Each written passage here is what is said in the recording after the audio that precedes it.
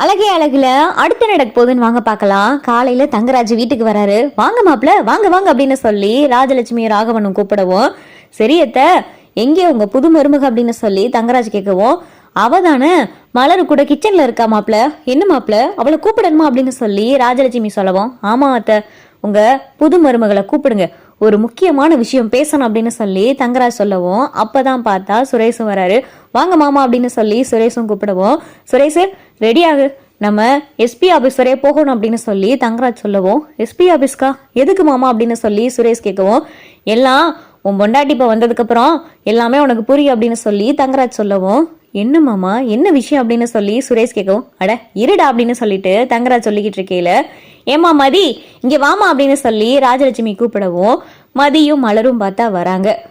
மதி கிளம்பு, SP office வரைய போகணும் அப்படின்னு சொல்லி தங்கராஜ் சொல்லவும், எஸ்பி ஆஃபீஸ்க்கா எஸ்பி ஆஃபீஸ்க்கு எதுக்கு அப்படின்னு சொல்லி மதி கேட்கவும், எதுக்குன்னா நீ கொடுத்த கேஸை வாபஸ் வாங்கத்தான் அப்படின்னு சொல்லி தங்கராஜ் சொல்லவும், மதிக்கு பார்த்தா பயங்கரமான அதிர்ச்சி.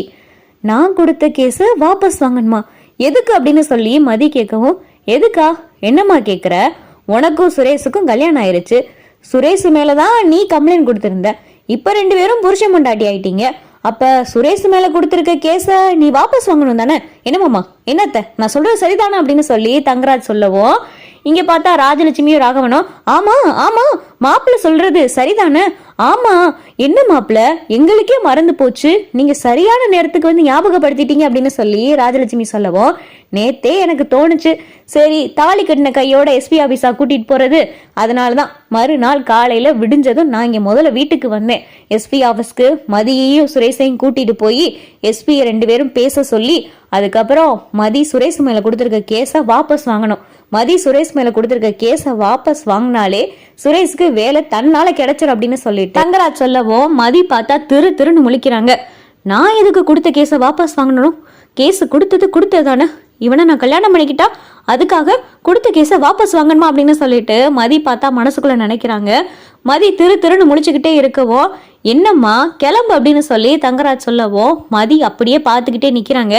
என்னம்மா மாப்பிள்ள சொல்றது உனக்கு காதுல விழுகலையா, கிளம்பு சட்டுப்பட்டுன்னு கிளம்பு, போய் சுரேஷ் மேல கொடுத்திருக்க கேஸ முதல்ல வாபஸ் வாங்க அப்படின்னு சொல்லி ராஜலட்சுமி சொல்லவும், இல்ல என்னால முடியாது அப்படின்னு சொல்லிட்டு மதி சொல்லவும், என்னது முடியாதா அப்படின்னு சொல்லி ராகவன் கேட்கவும், இங்க பாருமா எங்க குடும்பத்துக்குன்னு சில கட்டுக்கோப்புகள் வரைமுறைகள் இருக்குன்னு நேத்தே உனக்கு நான் கிளாஸ் எடுத்தேல, அப்புறம் என்னமோ இப்ப முடியாதுன்னு சொல்ற, எங்க வீட்டு குடும்ப பொம்பளைங்க யாரும் போலீஸ் ஸ்டேஷன் வாசப்படி ஏறக்கூடாது அப்படின்னு சொல்லி எங்களுக்குள்ள ஒரு கட்டுப்பாடு இருக்கு, இதுவே முதலும் கடைசியுமா இருக்கட்டும், இதுக்கப்புறம் நீ எஸ்பி ஆபீஸ் போலீஸ் ஸ்டேஷன் போற வேலையெல்லாம் இனிமேல் நீ வச்சுக்கிறவே கூடாது அப்படின்னு சொல்லி ராகவன் சொல்லவும், மாமா முதல்ல எஸ்பி ஆபீஸ்க்கு வர சொல்லுங்க அப்படின்னு சொல்லி தங்கராஜ் சொல்லவும், அப்பதான் மதி உங்ககிட்ட நான் கொஞ்சம் தனியா பேசணும் அப்படின்னு சொல்லி தங்கராஜ் கிட்ட சொல்லவும், அது என்ன தனியா பேசுறது, நீ முதல்ல எஸ்பி ஆபீஸ்க்கு போய் சுரேஷ் மேல கொடுத்திருக்க கேஸை வாபஸ் வாங்கிட்டு வா, அதுக்கப்புறம் நீ எதா இருந்தாலும் பேசிக்கலாம் அப்படின்னு சொல்லிட்டு ராஜலட்சுமி சொல்லவும், அட இருங்கத்த புதுசா வந்திருக்கிற பொண்ணு ஏதோ என்கிட்ட பேசணும்னு சொல்லுது,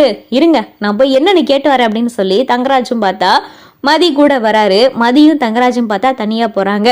சுரேஷ் பார்த்தா திருன்னு முழிக்கிறாரு. இவ கேஸ வேற வாபஸ் வாங்க மாட்டேன்னு சொல்றா, மாமா வேற இவகிட்ட அன்பா பேசுன்னு சொல்றாரு, என்னதான் பண்றது, கேஸ வாபஸ் வாங்கலைன்னா வேலை கிடைக்கிற மாதிரியே தெரியல, சுரேஷ் இவ கேஸ வாபஸ் வாங்குவாளா மாட்டாளா அப்படின்னு சொல்லி சுரேஷ் பார்த்தா மனசுக்குள்ள நினைச்சுக்கிட்டு இருக்காரு.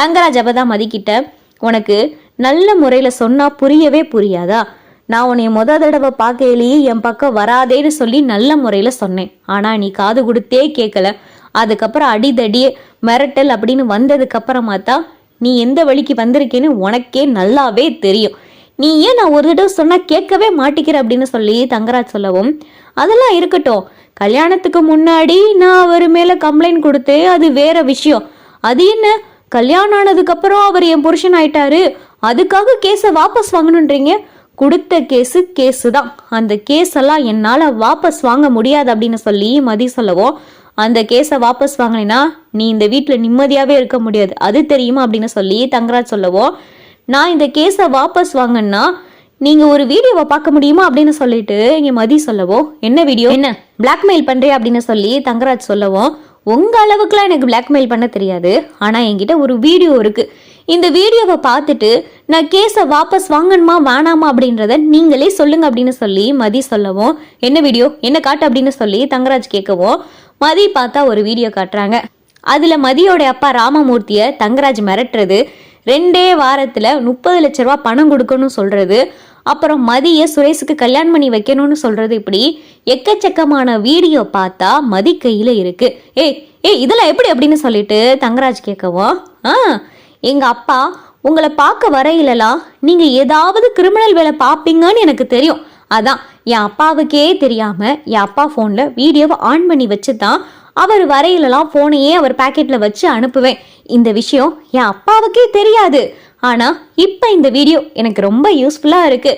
இதெல்லாம் நான் காமிச்சு கூட இந்த கல்யாணத்தை நிப்பாட்டிருக்க முடியும். ஆனா அதுக்கும் நீங்க ஏதாவது செஞ்சிருப்பீங்க.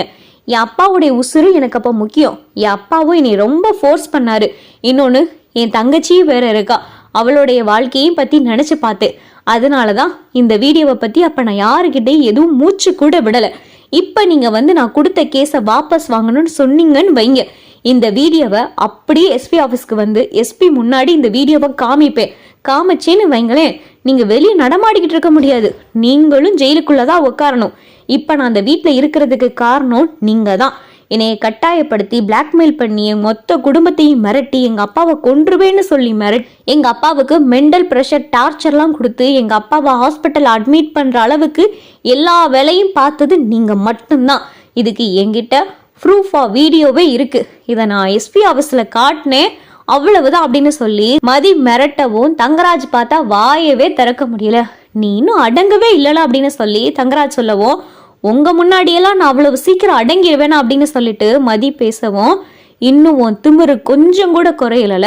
சுரேஷ் உன் கழுத்துல தாலி கட்டினதோ உன்னைய மொத்தமா அடக்கி உன் திமிரே இருந்த இடம் தெரியாம காணாக்கலான்னு பார்த்தா நீ மறுபடியும் ரொம்ப திமிரா நடந்துக்கிறீல அப்படின்னு சொல்லி தங்கராஜ் சொல்லவும், நீங்க பண்றது அத்தனை அட்டூழியம், அத்தனையும் எதிர்த்து கேள்வி கேட்டா அதுக்கு பேரு திமிரா? அப்படியே திமிராவே இருந்தா திமிருனே வச்சுக்கங்க. ஆனா என்னால கேஸ் எல்லாம் வாபஸ் வாங்க முடியாது அப்படின்னு சொல்லிட்டு மதி பாட்டுக்கு வந்துடுறாங்க. தங்கராஜுக்கு என்ன பேசுறனே தெரியல. என்ன மாப்பிள்ள என்ன சொன்னா அப்படின்னு சொல்லி ராஜலட்சுமி கேட்கவும், தங்கராஜ் பார்த்தா எதுவுமே பேச மாட்டேங்கிறாரு. சரி மாமா, சரியத்த நான் போறேன் அப்படின்னு சொல்லிட்டு தங்கராஜ் கிளம்பி போகவும், மாப்பிள்ள இருங்க மாப்பிள்ள, எஸ்பி ஆஃபீஸ்க்கு சுரேஷையும் மதியையும் கூட்டிட்டு போய் அவளை கேஸை வாபஸ் வாங்க சொல்லுங்க அப்படின்னு சொல்லி ராஜலட்சுமி சொல்லவும், இல்லத்த இப்ப அது சரிப்பட்டு வராது. நான் எஸ்பி கிட்ட பேசிட்டு எனக்கு தெரிஞ்ச மேலிடத்துலலாம் பேசிட்டு அதுக்கப்புறம் எஸ்பி ஆஃபீஸ்க்கு போறதை பத்தி பேசலாம் அப்படின்னு சொல்லிட்டு தங்கராஜ் பார்த்தா கிளம்பி போயிடுறாரு.